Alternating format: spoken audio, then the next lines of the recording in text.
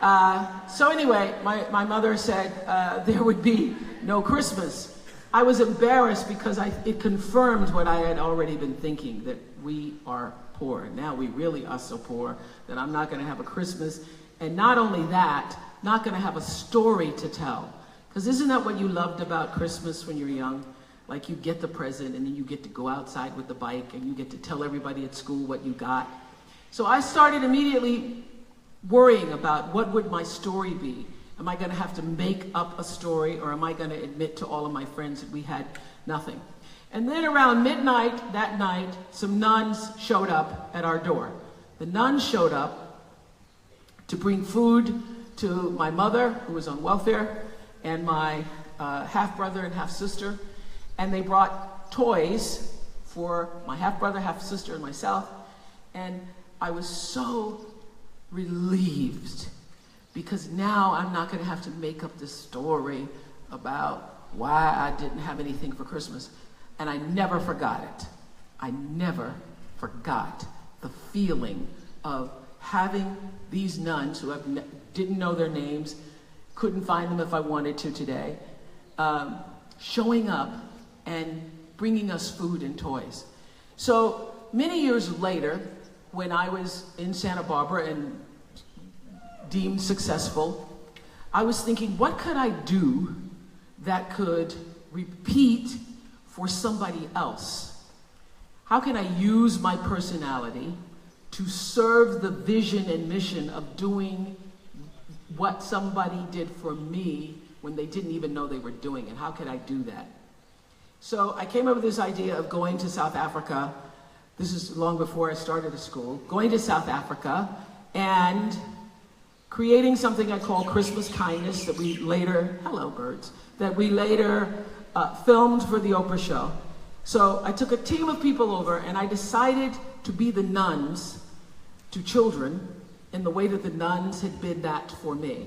So we had tractor trailer trucks filled with toys and clothes and shoes and books to offer to these children from all over South Africa. And Nelson Mandela, at the time, said, "You must stay at my home." Now, I was scarred. I was like, "Oh no, that's okay. We can stay at the Hilton. We'll be very fine. It's just, that's okay." And he said, "No, I insist. You can't come to this country, and you're doing this great service to our children, and you must stay at my home." Now, I can get through a meal with Nelson Mandela. I can get through a dinner party. But this was 10 days and 10 nights. That is a lot of talking. Now, I can talk, but I don't have 10 days and 10 nights worth of talking. For Nelson Mandela, I can appear to be very interested for a half an hour. And some hors d'oeuvres and a couple cocktails.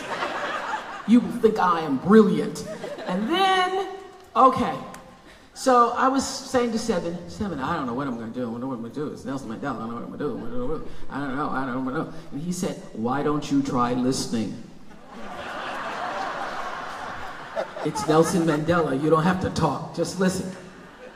So after a period of time talking, and I actually had 29 meals with him. I was thinking I could have written a book called 29 Meals with Nelson Mandela. Really, one of the great honors and thrills of my life, to be able to sit at the seat, at the table, and share his wisdom, share in his wisdom. And after a while, I got comfortable enough that we could just sit in a room and be silent with each other without having to say anything. That's when you know you're in, because you don't have to say anything. And we were reading the paper one day, and he handed part of the paper over to me, and we were talking about poverty and how do you change poverty for the world. And I said, "I think education is the only way you can do it." And he said, "I agree." I said, "As a matter of fact, one day I want to start a school here, and that would be my offering in service to you, because what can you leave Nelson Mandela after being in his house for 10 days? Can't leave a candle. You know, chocolates, it's not not a chocolate maid. It's good enough for that. So I said I wanted to do a school. So he calls the Minister of Education to come over in that moment. He gets up and said, "You want to build a school?" I did not mean today, sir. But okay, I guess I'm gonna build a school starting right now. So that process of starting a school came from not just being in Nelson Mandela's house and wanting to offer him a gift, but came from the fact that I was once a poor girl growing up in Mississippi with my grandmother on this little, what I used to think was a farm, but when you go back you realize it's an acre, it's not a farm. And grew up with no running water, no electricity.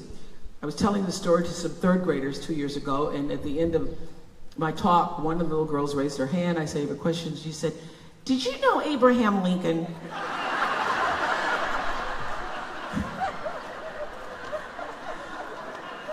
I said, "Not that old yet," but because when you tell young children no running water, no electricity,